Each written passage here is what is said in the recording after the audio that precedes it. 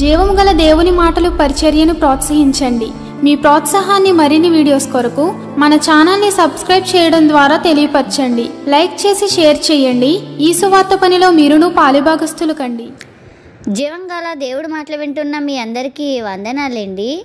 జీవంగాల దేవుడి మాటలు ఈరోజు మీతోని నాతోని ఏం మాట్లాడుతున్నారో ఇందామా మరి. ప్రియా దేవుడి సంఘస్థులారా, ఈరోజు వాక్యాంశము ప్రకృతి దేవుడి ఉనికిని చెప్పుతుంది. హల్లెలూయా. ప్రియా దేవుడి సంఘస్థులారా, మీరంతా బాగున్నారు కదా. దేవుడి కృప చూపించి మనకి మరొక నూతన రోజు అనుగ్రహించారు.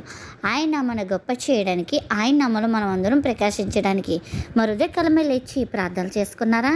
బైబిల్ చదివారా? మరి ఇంకా ప్రార్థన చేసుకోవద్దు, తొందరగా ప్రార్థన చేసుకోండి. బైబిల్ చదవండి, అనేకుల వరకు ప్రార్థించండి. మరి ఎన్నాలో మీరు ఫాలో అయిన వారు ఎవరో నాకు తెలీదు, కానీ ఈ కొత్త సిస్టమ్ యూట్యూబ్లో రావడం వల్ల మీరు ఎవరెవరో కొన్ని మీ పెట్టుకునే యూట్యూబ్ డీపీల్లో ఫోటోలు కనబడుతున్నారు. అందుపెట్టి దేవుడికి స్తోత్రం. మిమ్మల్ని నేను ఆరూపంగా కూడా చూసేదానికి దేవుడు కృప చూపించాడు. మీకోసం నేను ప్రార్థిస్తున్నానండి. ఆ ఫోటోలు కనబడే దగ్గరికి వెళ్ళి ప్రార్థన చేస్తున్నాను. ఇంకా అంతకుముందు కనబడకముందు ప్రార్థన చేశాను. ఇలాగ ఈ రూపంగా చూపిస్తున్న ప్రభాని కూడా ప్రార్థన చేస్తున్నానండి.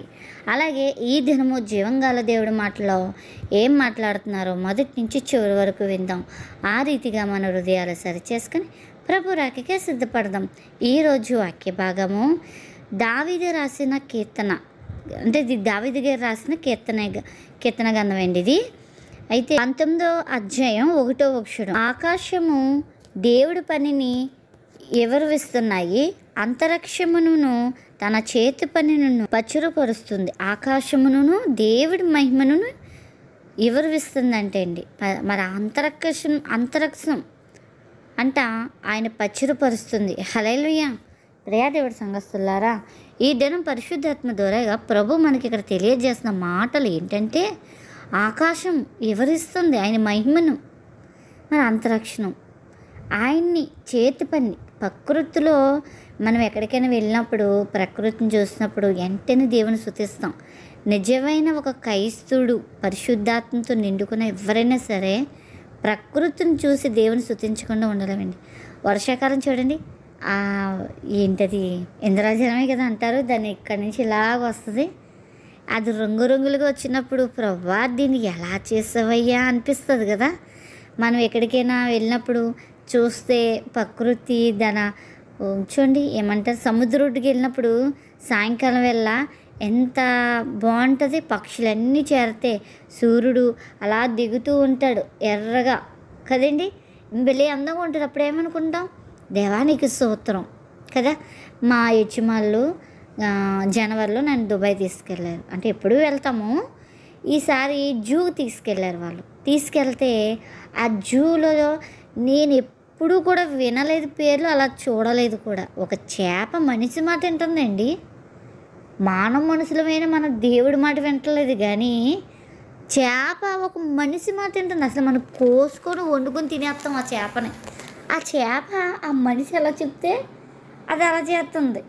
మరి ఆ జూలో రకరకాల జంతువులు, నాకు 3 రకాల పాములు తెలుసండి. తోసపాము, కట్లపాము, అదేంటంటారు పచ్చపాము, పసరపాము అంటారు. నెత్తి మీద కొడితే చచ్చిపోతారంట.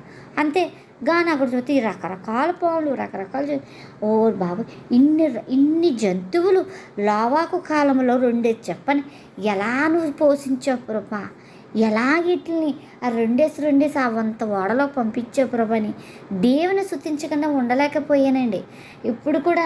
ఇప్పుడు పొద్దు మనకి బేగా రాదు, టైం ఎక్కువ నడుస్తూ ఉంటుంది కదండి. మనకి బేగ పొద్దు రాదు. ఆ బయట సాయంకాలం వల్ల ఏమైనా మన ఆకాశం కల చూస్తే సూర్యుడు దిగుతుంటే ఎంత అందంగా ఉంటుంది ఆకాశం మనకి. ఆ వెన్నెల రాత్రులు చూడండి, చుక్కలన్నీ ఎంత బాగుంటాయి. ప్రకృతి అంట దేవుడి ఉనికిని చాటుతుందండి. హల్లెలూయా. అయ్యే అందాలు చూసి దేవుని స్తుతించకుండా మనం ఉండలేకపోతున్నామే.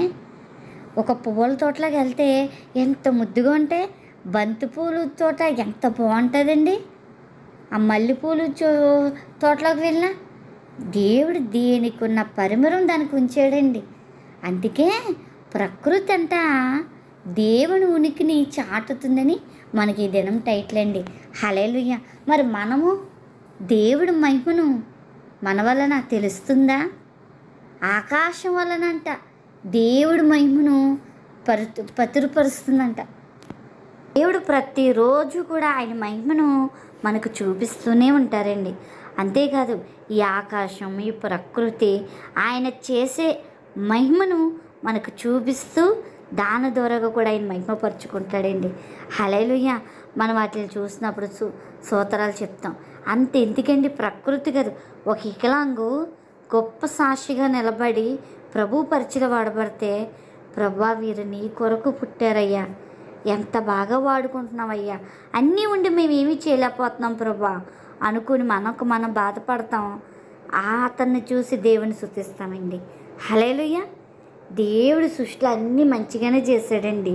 కానీ మనం వాడుకునే విధానం మనకు తెలియక మనమే పాడు చేసుకుంటున్నామండి. ఈ ప్రకృతి ద్వారాగా దేవుడు తన మనకి ఆయన మహిమను చూపిస్తున్నారని, ఆయన ఎల్లడి చేసుకుంటున్నారని గుర్తించండి. అంతేకాదు ఆయన మహిమను మనకు చూపిస్తూ, ఆయన ప్రేమను మనకు చూపిస్తూ దేవుడు ఈ లేఖనాల ద్వారాగా తనకు తను వివరం చేసుకుంటే మనకి తెలుపుకుంటున్నాడు. అమ్మా, నేను మీ తండ్రిని, మీ కొరకు ఈ ప్రకృతిని చేశాను, ఇది చేశానని ఆయన చెప్తున్నాడు మనకి లేఖనాల దొరకండి. హల్లెలూయా. మనం ఏం చేస్తామంటే ఆయన పవిత్రతని విడిచిపెట్టి పాపాన్ని నేర్చుకుంటూ ఉంటాం. దేవుడు చెప్తున్న మాట, ఆయన పవిత్రం మనం ధరించుకుంటే పాపాలకు దూరంగా ఉంటాం. ఆయన అనుభవం మనం అనుభవిస్తే, అంటే ఆయన మనకి బైబిల్ ఇచ్చారు, ఆయన మొత్తం అంతా మార్గం వేసిస్తారు. ఈ బైబిల్ మనం శ్రద్ధగా చదువుకుంటూ ఉంటే మనం తేటగా కనబడిపోతామండి. హల్లెలూయా కదండి. ఆయన ప్రేమ మనకి ఎల్లడి చేస్తూ, మన అపరిత్రముల నుంచి మనల్ని విడుదల చేస్తూ మనం ఒకటి నేర్చుకుంటామండి. ఆయన దయగల క్షమాపణ కొరకు, ప్రేమ కొరకు నేర్చుకుని ఆయనలో స్థిరపడతామండి. ఇవన్నీ ఎప్పుడు జరుగుతాయి? ఈ లేఖనం చదువుతున్నప్పుడు, మన పాపాలు విడిచిపెట్టినప్పుడు. అప్పుడు ఆయన ప్రేమను గుర్తిస్తాం. ఆయన మనల్ని క్షమిస్తాడు. దేవుడి చేతి పని ఒక ఊహించలేము, చెప్పలేము, మాటలు సరిపో అది వర్ణించడానికి. ఆకాశమును, ఆయన ఉనుకును, ఆయన శక్తిని తెలియజేస్తున్నాయండి. ఇదే కదండి ప్రేమను మరియు ఆయన తీసుకున్న శ్రద్ధను రుజువు చేస్తూ ఉంటాయండి. ప్రకృతి అంతటినీ కూడా, జీవరాశులు కూడా. అందుకే జీవరాశులు దేవుని స్తుతిస్తూ అవి ఎగురుతూ ఉంటాయండి ఎప్పుడును. పక్షులు చూడండి, పిచ్చుకలు ఒక్క చోట ఇలాగ వెళ్తూ ఉంటే ఆ పిచ్చుకల సౌండ్ మీరు ఒక్కసారి గమనిస్తే సూత్రం అని వస్తుందంట. నాకు ఈ మధ్యకాలంలోనే నేను అది విన్నానమాట. నేను అందుకే చెప్తున్నా, ఆ పక్షులు అరుచుకుంటూ పోతే పైన మనం చూస్తే చాలా సంతోషంగా ఉంటుంది. పావురాలు కూడా చూడండి, అవి లైన్గా ఇలాగ వెళ్తున్నప్పుడు బాగుంటాయి గుంపుగా. అప్పుడు దేవుని అధికంగా స్తుతిస్తాయంటండి. హల్లెలూయా. లేచిన కాంచి మన భవిష్యత్తు కోసమే, మన శరీరం పోషించుకోవడం కోసమే పాకులాడతాం. కానీ దేవుని స్తుతించుకోవడానికి సమయం కరువైపోతుంది. నేటి సేవకుల్లో అదే, విశ్వాసుల్లో అదే, పరిచర్లు ఏదో రూపంగా దేవుడి పరిచర్య చేస్తున్నాం కదా, ఏదో రూపంగా దేవుడిని గణపరుస్తున్నాం కదా. ఈ మధ్యకాలంలో ఆన్లైన్ ప్రేయర్లు ఎక్కువైపోయి ఇంకా ఆ ప్రార్థన కూడా కోల్పోయారు. ఏదో 5 నిమిషాలు చేసేవారు ఎత్తికెత్తంగా. దేవుడితో ఎత్తికెత్తం సావాసన కోల్పోయారండి. పక్షులు చూసారా, తెల్లవారుతుండగానే దేవుని స్తుతిస్తూ ఉంటాయంట, కేవం అరుచుకుంటూ. మనం ఎందుకండి అట్లకి ఏ ఆన్లైన్ ప్రేయర్ అలవాటు అవ్వలేదు, ఏ ఇంటర్నెట్ అలవాటు అవ్వలేదు. దేని దగ్గర సమయం వృధా చేసుకోవాలి. మీరు అనొచ్చు, అవి నోరులేని పక్షులండి. నోరిచ్చి నీకు నాకు దేవుడు ఆయన దుఃఖపడుతున్నాడు కదా. ఒకసారి ఆలోచించండి, కళ్ళు ఇచ్చి ఆయన ఎంత బాధపడుతున్నాడు. నేను నిన్న ఒక కళ్ళు లేని వ్యక్తి సాక్షికి విన్నాను. ఆయన పుట్టుకు గుడ్డంట, ఎన్నో హాస్పిటల్ తిరిగాడంట. అతను కళ్ళు మరొకరికి ట్రాన్స్ఫర్ చేస్తే తేటగా చూస్తారు, కానీ ఇతనిలో చూడలేడంట. అది దేవుడే పెట్టాడంట. కానీ అతడు వేలకి కళ్ళు లేని వారికి చదువు చెప్పాడంట. ఎంతో మందిని తయారు చేశాడంట. వైజాగ్ అంటే అండి, యూట్యూబ్లో కూడా ఉంటుంది, నేను విన్నాను సాక్షికం ఏంటి. అంత దేవుడు వాడుకుంటున్నాడు. నేను అనుకుంటాను మనల్ని అందరినీ గుడ్డివాడిగా చేసేస్తే ఎంత బాగుందని కదండి. వినుకులు లేకపోయినా మన బతికేయగలం. దేవుడి పరిచర్య, దేవుడితో ఎక్కువ సామర్థ్యం ఎవరు ఉంటున్నారో తెలుసండి. ఇప్పుడు ఆ కళ్ళు లేనివారు, ఆ కాళ్ళు లేనివారు, ఆ నోరు లేనివారు, చెవులు లేనివారు దేవుడితో పెన వేసుకొని గొప్ప పరిచర్య చేస్తున్నారండి. హల్లెలూయా. నువ్వు నేను, నీకు నాకు అన్ని అవయవాలు ఇచ్చాడు, అన్నీ మరికి సమకూర్చాడు, అన్నీ మన ముందు మార్గాలు తెరిచాడు. దేవుడి కొరకు పట్టుమని ఒక గంట ప్రార్థన చేయలేం, ఒక్కరికి సువార్త ప్రకటించలేం. ఎందుకండి మన బ్రతుకు? చూడండి, ప్రకృతి దేవుని ఉనికి కోసం చెప్తుంటే ఈ జీవగంధం ఆయన రక్షణ కొరకు వివరిస్తుందండి, ఆయన ప్రేమ కొరకు వివరిస్తుందండి. చూసారా? కానీ మనము అన్నీ పొందుకుంటున్నాం, ఆయన ప్రేమను చూపించలేకపోతున్నాం, ఆయన రక్షణ మరొకరికి రక్షణలోకి నడిపించలేకపోతున్నాం. చెప్పండి. అంతే కదండి. ఈ కీర్తన దావీదు గారు రాసిన ఈ కీర్తన, ఈ 19వ అధ్యాయం 1వ అక్షరం దేవుడి శక్తిని చాటు చూపుతుందండి, దేవుడి మహిమను ప్రతిఘటిస్తుందండి ఇక్కడ. అంతేకాదండి, దేవుడి వాక్యం మనల్ని పునరుద్ధరిస్తుందండి. హల్లెలూయా. అవునంటారా కాదంటారా? దేవుడి వాక్యమే కదా మనల్ని ఆదరిస్తుంది, పునరుద్ధరిస్తుంది, గద్దిస్తుంది, ప్రేమిస్తుంది, అంతా కూడా కదండి. చదువు లేని వారికి ఏదో రూపంగా వాక్యం ద్వారాగా దేవుడు ఆదరిస్తున్నాడు, ఏదో రూపంగా బలపరుస్తున్నాడు కదా. కానీ స్థిరము లేకుండా పోతున్నాం మనం. చూడండి, సూర్యుడిని జగత్ పునాది వేయకముందే చెప్పాడు, నువ్వు అక్కడే రా. చంద్రుడికి చెప్పాడు, నువ్వు ఈ పక్కనే రా అని చెప్పాడు. ఆ ప్లేస్లో ఎప్పుడైనా మార్గం చూసారా మీరు? ఎక్కడిదక్కడే ఉంటుంది ఏంటి. వర్షం నువ్వు ఈ కాలంలోనే రా. ఎప్పుడు వస్తాయండి వర్షాలు? 6వ నెల నుంచి కదా స్టార్టింగ్ అవుతాయి. ఈ 6వ నెలలోనే రా. ఇంకా 6వ నెల అయిపోయాక మళ్ళీ మనకి జనవరి వస్తుంది, డిసెంబర్ నుంచి చలికాలం. ఈ 6 నెలలు శీతాకాలం నీకు, ఈ 6 నెలలు, ఈ 4 నెలలు శీతాకాలం నీకే.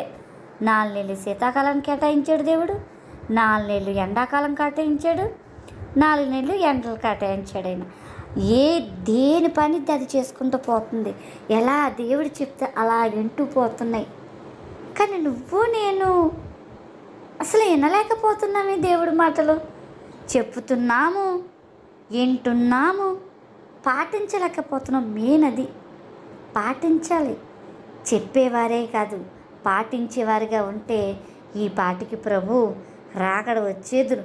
మనం అందరం పరలోకంలో ఉంటూ ప్రభువును హ్యాపీగా స్తుతించుకుందామండి. ఇంకా దేవుడు లేట్ చేస్తాడంటే నీవు నేను కూడా ఆయన చెప్పే ప్రకారంగా ఉండమన్న చోట ఉండాలని ఎదురు చూస్తున్నాడండి.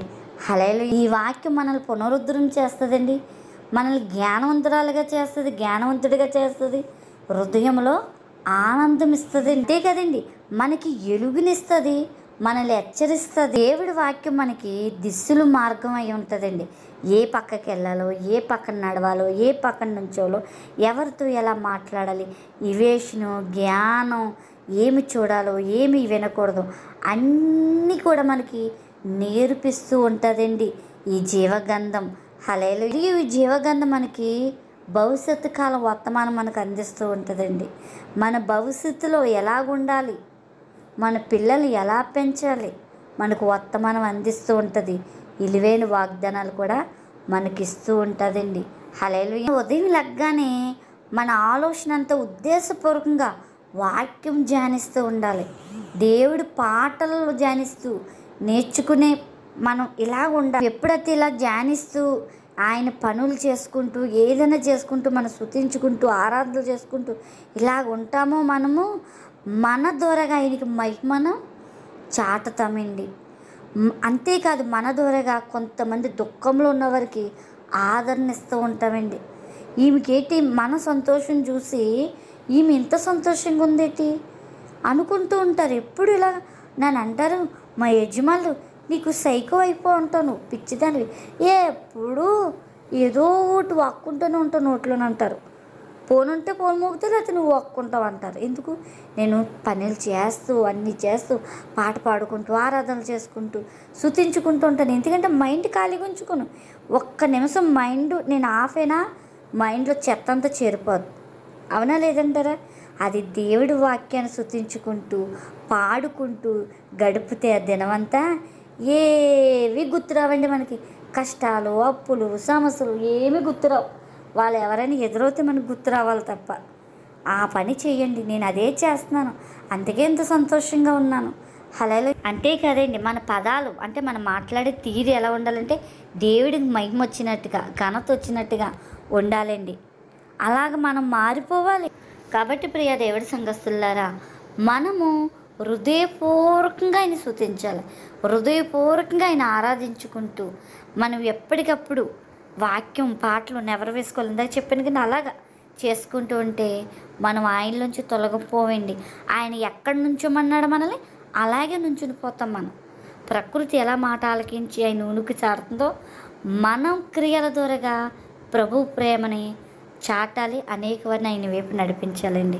ఇన్ని రోజులు నీవు నీ వలన ప్రభుకు అవమానం వచ్చిందేమో, ఒక్కసారి నీకు నీవే పరీక్షించుకొని మోకరించి ప్రార్థించు. ప్రభా, ప్రకృతి నీ ఉనికిని నీ ప్రేమను చాటుతుంది. ఇదిగో నేను కూడా నువ్వు ఉన్నమన్న చోట ఉండి నీ ప్రేమ నేను చాటుతానని, ఇంతవరకు నా వల్ల నువ్వు అవమానపడ్డావు ప్రభా, దుఃఖపడ్డావు, నన్ను క్షమించని వేడుకోండి, సరిచేసుకోండి, సిద్ధపడండి. ఆ రీతిగా మీ హృదయాన్ని సిద్ధపరచుకోండి. అటు కృపాధనిత ప్రభు మనందరికీ దినము అనుగ్రహించునుగాక. ఆమేన్,